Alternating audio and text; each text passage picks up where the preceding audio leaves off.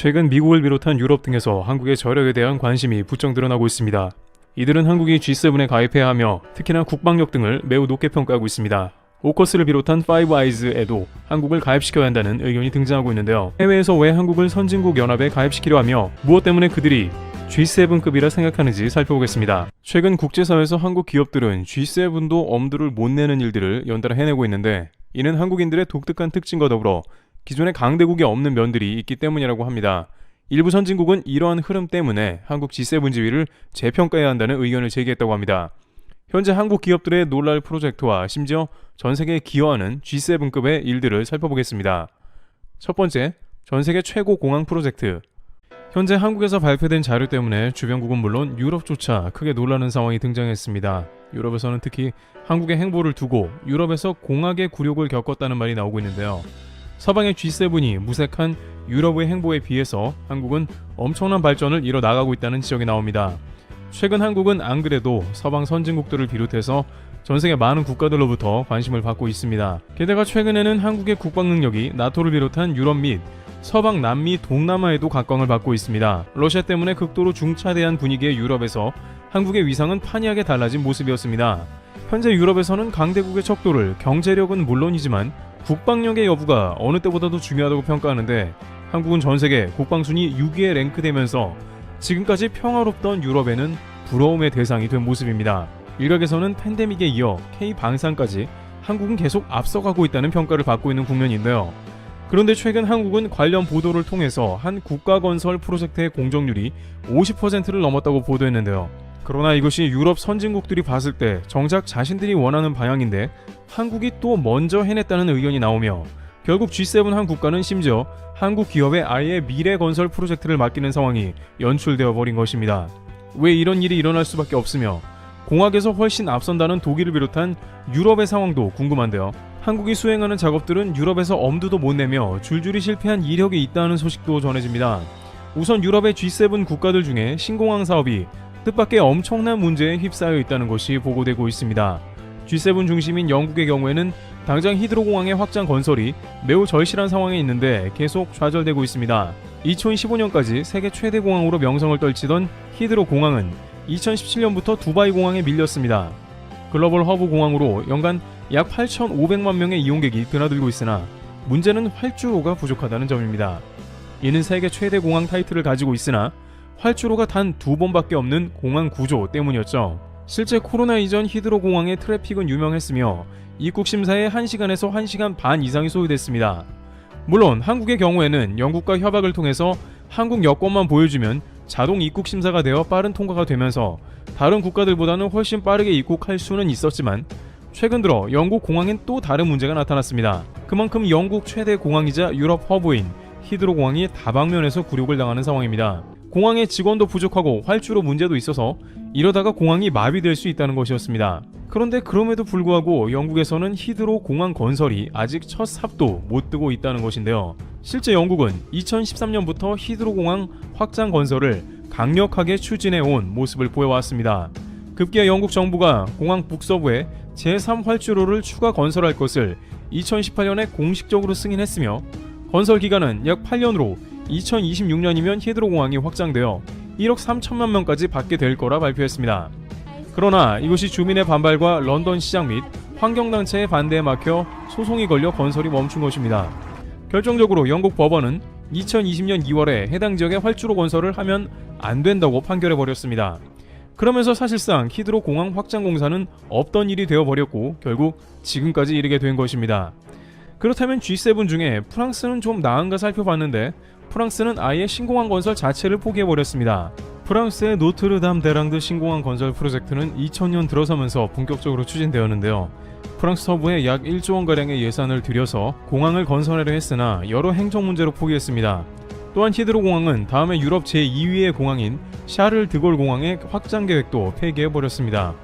프랑스 정부는 네 번째 터미널을 신설 확장해서 연간 4천만 명의 승객을 더 확보하려고 했습니다만 이 역시 무리한 사업이라는 평가와 다양한 반대 의견으로 마크롱 대통령은 사업을 포기해버렸습니다. 그러나 막상 이렇게 공항에 대한 관리와 투자를 부실하게 진행한 결과 최근에 또 문제가 생겼는데, 샤를 드골 공항 역시 수화물 분실 문제와 더불어 승객들 폭발로 인해 골머리를 앓고 있는 모습입니다. 공항 직원 관리를 비롯한 과감한 투자가 선행되었다면 현재 무리 없이 공항을 운영했다는 아쉬움이 나옵니다. 그렇다면 유럽 G7 국가 중 공화계 국가라는 독일은 현재 어떤 상황으로 진행 중인지 궁금한데요. 독일은 이들 국가 중에 놀랍게도 가장 굴욕을 심하게 당했고 현지에서 한국과도 비교되는 모습을 보여주고 있는데요. 독일 정부는 수도 베를린에 국제공항 규모의 공항이 없다는 지역이 잇따르자 신공항 건설에 착수했습니다. 이러한 결정은 무려 2006년에 이루어졌으며 2012년에는 건설을 마칠 것으로 예상했습니다.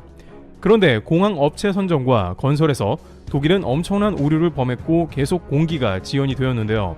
독일의 최초 업체는 소규모 업체로 공항 건설을 해본 적이 없는 회사로 설계 자체가 엉망이었습니다. 규격이 맞는 게 없었고 결국에는 모든 것을 원점으로 다시 시작해야 하는 상황이 등장한 것입니다.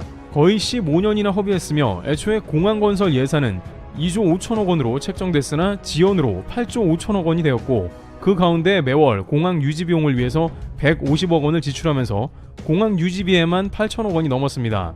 천신만고 끝에 결국 공항 개장은 2020년 말이나 돼서야 간신히 이루어지면서 독일의 굴욕이라는 오명을 썼습니다. 또한 신공항을 오픈하고 나서도 다른 공항과 같이 직원들 부재와 수화물 오류로 큰 고생을 하고 있습니다. 상황이 이러하자 이 중에 영국은 한국의 대기업에 도움을 요청하며 나섰고 관련 프로젝트까지 착수했다는데요. 우선 한국은 최근 인천공항이 50%의 공정률을 보이며 4단계 건설을 순조롭게 진행 중입니다. 사업 기간은 2017년부터 2024년까지 약 7년이 걸리는 프로젝트로 절반의 공정을 넘어선 것입니다. 한국의 경우에는 지난 2017년부터 세계 3대 초대형 공항으로 도약하기 위한 확장 건설 사업을 시작했습니다. 공항 4단계 건설이 완공이 되면 한국은 두바이와 튀르키예 공항에 이어 세계 3위 공항으로 우뚝 서게 됩니다. 또한 동북아에서 중국의 베이징 공항과 일본의 나리타 공항에 비해 경쟁력을 갖추게 되는 모습인데요. 인천공항공사에 따르면 4단계 완공 시 연간 1억 600만 명의 승객을 수용하게 되는 초대형 허브가 완성이 되며 세계 최초로 5천만 명 이상이 수용 가능한 여객터미널을 2개 보유하고 된다고 전했습니다.